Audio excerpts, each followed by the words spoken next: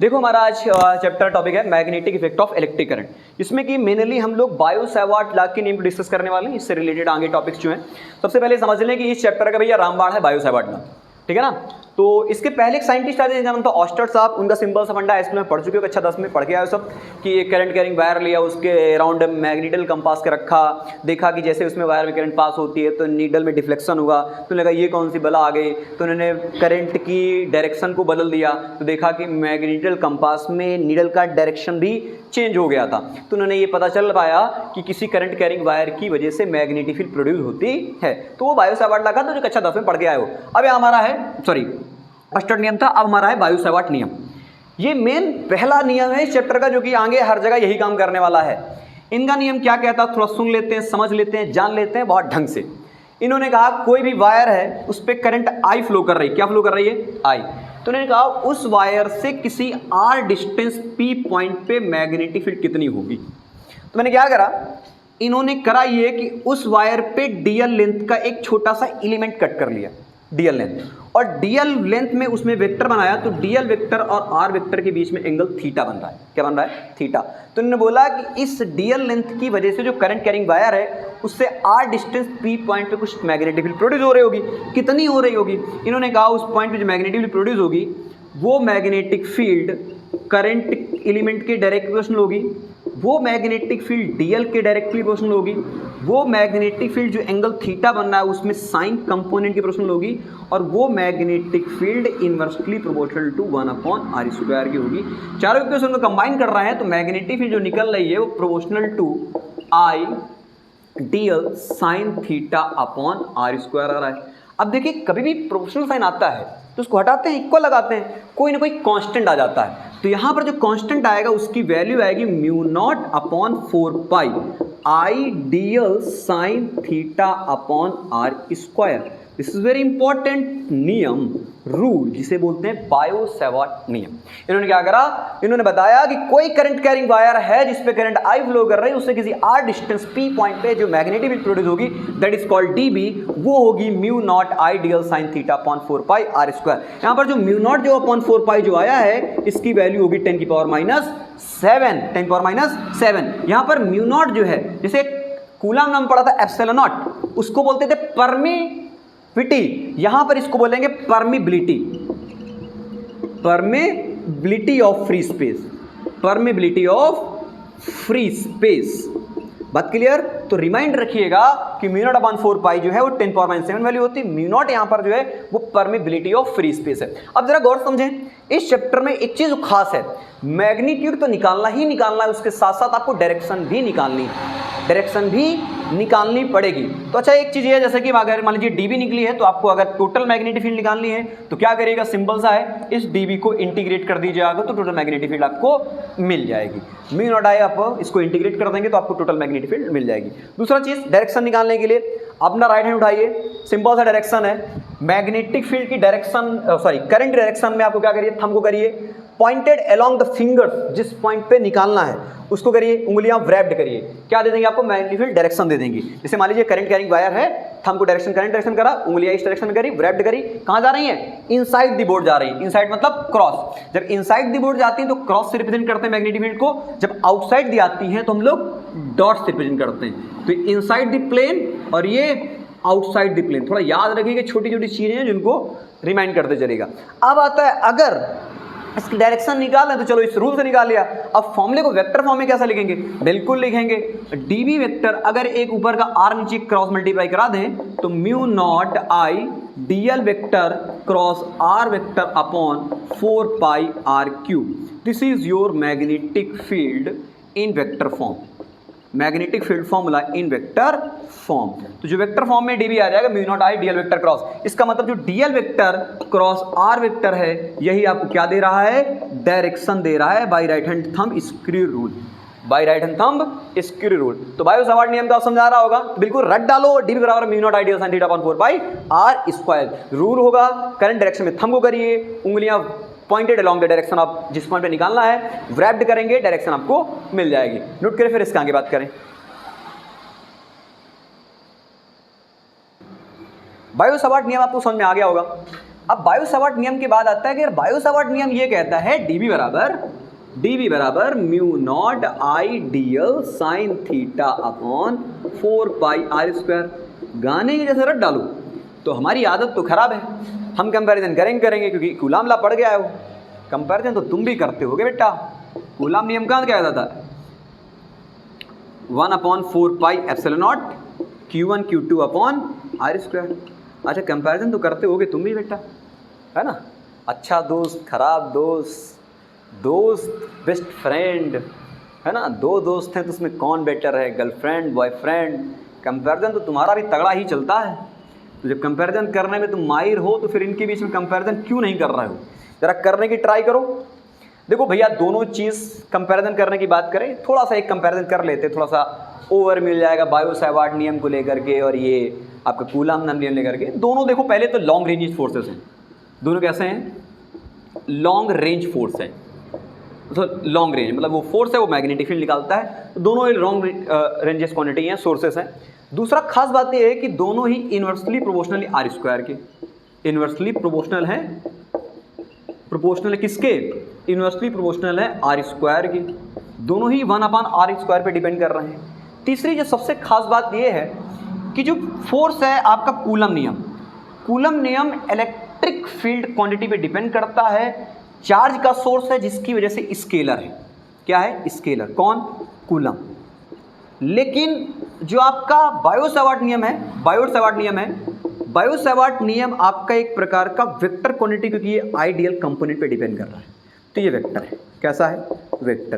तो याद रखिएगा पहली इनकी इंपॉर्टेंट पॉइंट है दोनों ही लॉन्ग रेंजेस पे काम करते हैं। दूसरा दोनों ही आर स्क्वायर के इन्वर्सली प्रोपोर्शनल होते हैं। तीसरा जो कूलम नियम है ये चार्ज का सोर्स है, इलेक्ट्रिक फील्ड पर कंपोनेंट पर है। ये चार्ज का सोर्स होने की वजह से स्केलर क्वांटिटी है। बट आपका जो बायो-सावर्ट नियम है, ये बायो-सावर्ट नियम आपका आइडियल कंपोनेंट से बना है, that is called it is a vector source quantity. तीसरी इनकी जो खास बात ये है कि भैया ये आपको डायरेक्शन भी दे रहा है और मैग्नीट्यूड दे रहा है। ये क्या आपको दे रहा है? मैग्नीट्यूड दे रहा है। तीसरी बात ये है कि जो मैग्नेटिक फील्ड या बायो-सावर्ट नियम है, बायो-सावर्ट लॉ है या बायो-सावर्ट नियम जो है वो आपका एंगल पे डिपेंड कर रहा है। लेकिन कूलम नियम साहब ऐसा कुछ नहीं है, एंगल पे डिपेंड कर रहा है, थीटा पे डिपेंड कर रहा है। लेकिन आपका जो फोर्स फॉर्मूला है कूलम नियम वो एंगल पे डिपेंड नहीं कर रहा है। तो इनके कुछ मेजर जो सिमिलरिटीज और डिफरेंसेस वो याद रखिएगा। ये लॉन्ग रेंजेस दोनों हैं, इन्वर्सली प्रोपोर्शनल आर स्क्वायर हैं दोनों ही। स्केलर क्वांटिटी होने की वजह से, क्योंकि इलेक्ट्रिक फील्ड क्वांटिटी पे डिपेंड करता है, इस जो स्केलर है तो कूलम लिया स्केलर क्वांटिटी। बायो-सावर्ट नियम जो आइडियल कंपोनेंट पे डिपेंड कर रहा है that is called vector source है। और बायो-सावर्ट नियम की खास बात है कि एंगल पे डिपेंड कर रहा है, हालांकि कूलम नियम हमारा एंगल पे डिपेंड नहीं करता है। तो मेनली ये दोनों के हमने कंपैरिजन कर लिए, जो आपको थोड़ी सी इन्फॉर्मेशन रहनी चाहिए। नोट करिए, फिर आगे बात करें। देखिए मेरा नेक्स्ट टॉपिक है magnetic field due to a long straight current carrying wire. बहुत बेहतरीन फॉर्मूला बनेगा इसका, ड्राइव करेगा कॉन्सेप्ट अच्छा। डेरिवेशन भी एनसीईआरटी में आपके बोर्ड में पूछा जाता है, तो बोर्ड के लिए इसका डेरिवेशन बहुत इंपॉर्टेंट, तो समझते हैं। मान लीजिए कह रहा है कि आपका कोई स्ट्रेट करंट कैरिंग वायर है, एक प्लस इन्फिनिटी से माइनस इन्फिनिटी जा रहा है, ठीक है। स्ट्रेट करंट कैरिंग वायर है और आपको इस वायर से किसी पर्टिकुलर इस पी पॉइंट पे, मान लीजिए ये डिस्टेंस कुछ आर है, तो अगर आपको इस इन्फिनिटी वायर जो है उससे आर डिस्टेंस किसी पी पॉइंट पे आपको मैग्नेटिक फील्ड निकालनी कितनी होगी, तो करना क्या है, इस इन्फिनिटी वायर के दो कंपोनेंट सेलेक्ट कर लेने हैं, इसको मिला देना है। तो ये एंगल कुछ अगर मान लीजिए θ1 है और ये एंगल कुछ एंगल θ2 है, ऐसे एंगल दे दीजिए θ1 θ2, तो ये एंगल कितना हो जाएगा 90 माइनस थीटा और ये एंगल कितना हो जाएगा 90 प्लस थीटा, 90 प्लस थीटा। करना क्या है, सिंपल सा फंडामेंटल ये है कि आप इसमें करंट कोई आई फ्लो कर रही है तो आपको क्या करना है, इसमें कुछ एंड पॉइंट पे मैंने डीएल लेंथ कट कर लिया। क्या कर लिया, डीएल लेंथ कट कर लिया। तो डीएल कंपोनेंट इधर होगा और आपको निकालना इस पॉइंट पे, तो आर कंपोनेंट इधर होगा, तो डीएल और आर के बीच में एंगल कितना बन रहा है 90 plus theta using Biot Savart law. तो डीबी बराबर mu not I d l sine theta upon 4 pi are square होता है। आर मतलब जिस पॉइंट पे निकाल रहे हो उससे डीएल कंपोनेंट के बीच की दूरी। तो मतलब मान लीजिए ये आर है और ये कुछ लेंथ एल मान ली, तो ये कुछ एक्स हो जाएगी जो कि बराबर होगी जो कि बराबर होगी आर बराबर, अगर थीटा के टर्म पर लगाओगे तो आर बराबर आ जाएगा, एक्स बराबर आ जाएगा आर सेक थीटा। जरा एंगल कंपोनेंट से करना, एक्स बराबर आ जाएगा आर सेक थीटा, ठीक है ना। तो यहाँ पर ये एक्स स्क्वायर रहेगा, क्या रहेगा, एक्स स्क्वायर। तो जरा गौर समझो, तो dB बराबर, अब हमने थीटा कितना माना है, 90 प्लस थीटा। भाई बायो सावर्ट लॉ यही तो कहता था, बायो सावर्ट लॉ कहता था कोई करंट आई फ्लो कर रही तो dl कंपोनेंट कट करिए, तो dl वेक्टर से r डिस्टेंस p पॉइंट पे जो निकालनी मैग्नेटिक फील्ड उसके बीच का एंगल रहता था, dl और r के बीच का। इसका मतलब इसका dl कंपोनेंट ये है, dl कंपोनेंट ये है, और r इस पॉइंट पे निकालना है, तो dl और r के बीच एंगल बनना 90 प्लस थीटा। तो we put here theta naught 90 plus theta, तो mu not I dl 90 plus theta upon 4 pi x कितना है, r सेक थीटा, तो ये हो जाएगा r square sec square theta. इतनी बात क्लियर। अब जरा गौर से समझें, ये समझें कि अगर इसमें हम लोग tan थीटा लगा दें, क्या लगा दें, tan थीटा, तो tan थीटा क्या होता है, परपेंडिकुलर अपॉन बेस, मतलब L बाई R। तो L उधर ले जाओ तो L क्या आ जाएगा, R tan थीटा। इसको डिफ्रेंशिएट कर दो, तो dl का इसे डिफ्रेंशिएट करेंगे तो L का हो जाएगा dl, R तो कांस्टेंट है, और tan थीटा का होता है सेक स्क्वायर थीटा, और थीटा का d थीटा। इतनी बात क्लियर। मैंने करा ये बायो सावर्ट लॉ यूज करा, उसके बाद मैंने लगाया tan थीटा। tan थीटा होता है perpendicular upon base L by R, L हो जाएगा R tan थीटा, डिफ्रेंशिएट कर दिया तो dl हमारा आ गया R sec square theta d theta. अब ऐसा करिए, इस कंपोनेंट में उठा के पुट कर दीजिए, तो जो dB आने वाला है mu not I dl component हो जाएगा R sec square theta d theta into, और ये हमारा साइन 90 प्लस थीटा, कितना है, साइन 90 प्लस थीटा, और साइन 90 प्लस थीटा क्या होता है, कॉस थीटा, तो ये बन जाएगा कॉस थीटा अपॉन नीचे 4 pi r square sec square theta. देखिए अब पाई से r mu not I upon 4 pi, तो r से स्क्वायर खत्म, सेक स्क्वायर चला जाएगा, तो dB जो आ जाएगा वो आ जाएगा mu not I cos theta d theta upon 4 pi r, बचेगा 4 पाई r आ गया। अब तुमको टोटल मैग्नेटिक फील्ड निकालनी है, तो क्या करिए, बोथ साइड इंटीग्रेट कर दीजिए, तो dB की इंटीग्रेशन कितना होता है, b होता है, dB इंटीग्रेशन b होता है। अब जरा गौर समझो, यहाँ म्यू नॉट अपन 4 पाई तो कांस्टेंट ही है, करंट जो फ्लो कर रही है एक ही करंट फ्लो कर रही है, और r डिस्टेंस फिक्स रखा है, चेंज क्या होगा आपका, dl और एंगल चेंज होगा, इसका मतलब mu naught I upon 4 pi r तो कांस्टेंट हो जाएगा। इंटीग्रेट किसको करेंगे, कॉस थीटा d थीटा को। जरा गौर से समझे। अच्छा, यहाँ पर बात आती है लिमिट लगाने की, यहाँ लिमिट लगाने की बात आती है, आपके पास दो एंगल है, एक एंगल आपके पास θ1 है और दूसरा एंगल आपके पास θ2 है। लेकिन जरा गौर देखो, θ1 एंगल ऊपर है, θ2 नीचे है, तो θ2 माइनस का है, तो माइनस का θ2 से θ1 जाएगी लिमिट, कोई दिक्कत। अब जरा इतना नोट करो, फिर आगे बात करें। अच्छा ठीक है, नीचे लिख दे रहे हैं, तो डी बराबर कितना आ जाएगा, mu not I upon 4 pi r, और इसको इंटीग्रेट करोगे, मैं इंटीग्रेट यहाँ करके दिखा दे रहा हूँ, कॉस थीटा का इंटीग्रेशन होता है साइन थीटा, तो ये साइन थीटा हो जाएगा, लिमिट डालोगे थीटा माइनस का θ2 और θ1, तो हो जाएगा साइन θ1 माइनस का साइन थीटा माइनस का 2, माइनस साइन माइनस थीटा होता है साइन माइनस एक्स होता है, माइनस का साइन एक्स, तो ये माइनस बाहर आ जाएगा, तो ये बन जाएगा साइन θ1 प्लस साइन θ2। ये बात क्लियर है कि नहीं क्लियर है? तो इसका मतलब जब आप लिमिट को इसको सॉल्व करोगे तो कॉस थीटा डालोगे लिमिट, तो आ जाएगा साइन थीटा, और ये आपका हो जाएगा θ1 माइनस का θ2, और तब ये सॉल्व करके जो मैग्नेटिक फील्ड आएगी वो समथिंग आपकी ये आने वाली है, dB बराबर mu not I upon 4 pi r bracket के अंदर साइन θ1 प्लस साइन θ2। बात क्लियर? तो ये आपकी टोटल मैग्नेटिक फील्ड आ जाएगी किसी भी पर्टिकुलर स्टेट वायर की वजह से। समझ आया? तो मैंने क्या रखा, मैग्नेटिक फील्ड इंटीग्रेट कर दिया, म्यू नॉट बाहर कर दिया, माइनस θ2 से θ1 लिमिट लगाया, कॉस थीटा डी थीटा। अच्छा ये थोड़ा याद रखिएगा, जैसे मैंने इसको एंगल लिया है तो ये लोअर लिमिट है, तो मतलब इसको एंगल नीचे जाएगा, तो ये नीचे जाने की वजह से मैंने माइनस θ2 लिया है, और वो एंगल ऊपर जा रहा है क्लॉकवाइज ही है, तो ये करंट डायरेक्शन में है, तो ये मतलब same angle that is positive θ1 लिया है। तो ये अपोजिट डायरेक्शन में लिया है, इस वजह से मैंने माइनस लिया थीटा 2, और ये सेम डायरेक्शन में लिया है इसलिए प्लस का लिया है। तो आ जाएगा mu not I upon 4 pi r sine theta, theta 1 minus theta 2, limit put करोगे तो हो जाएगा साइन थीटा 1 माइनस का minus sine theta 2, minus sine theta से माइनस बाहर चला जाएगा तो प्लस हो जाएगा, तो sine theta 1 plus sine theta 2 आ जाएगा। ये आपका टोटल स्ट्रेट वायर की वजह से मैग्नेटिक फील्ड निकल आई। इसको नोट करो, फिर इसके कुछ केसेस की बातें करें।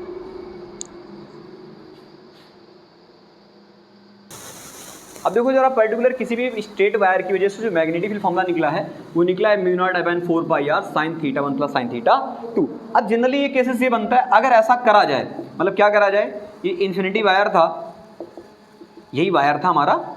अब ये जो पॉइंट P माना था जो R डिस्टेंस पे पॉइंट P, ये वायर के बहुत क्लोज हो जाए, वायर के बहुत क्लोज हो जाए, मतलब point P very close to the wire, close point P close to the wire.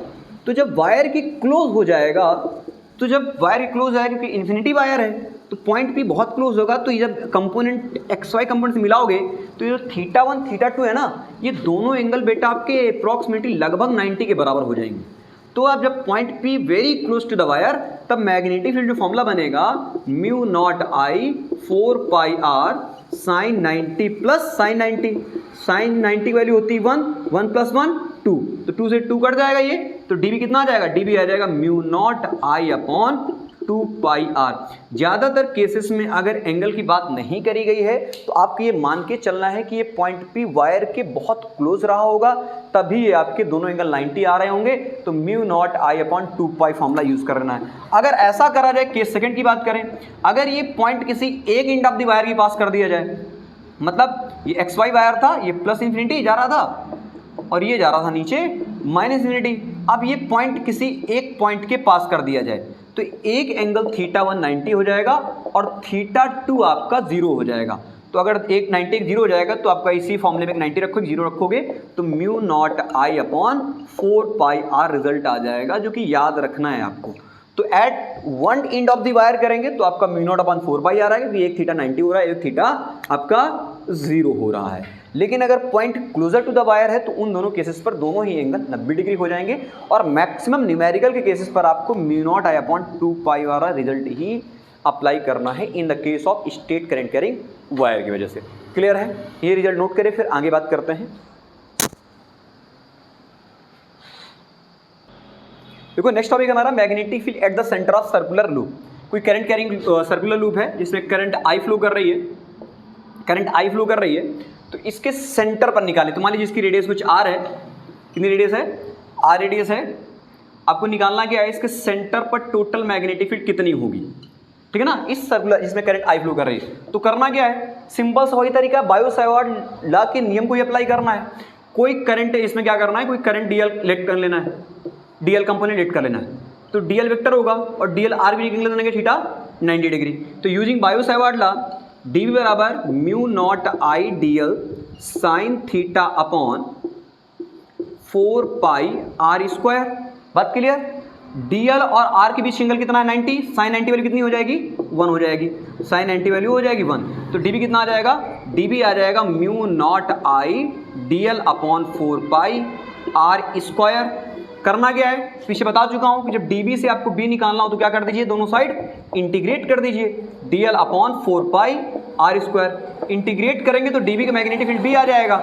यहाँ पर क्या करिए, म्यू नॉट अपॉन 4 पाई कॉन्स्टेंट है, तो mu not I upon 4 pi तो कॉन्स्टेंट है, आर स्क्वायर भी कॉन्स्टेंट, रेडियस फिक्स है। इंटीग्रेशन करेंगे dl का, dl का इंटीग्रेशन होता है l, l बोले तो length of the wire, that is also equal to circumference of the circle, that is equal to 2 pi r। मतलब dl का इंटीग्रेशन l होता है, l मतलब लेंथ ऑफ दी वायर, और वायर सर्कल के form में है तो उसकी लेंथ निकालने के लिए आपको उसका सर्कमफ्रेंस निकालना पड़ेगा, that is equal to 2 pi r।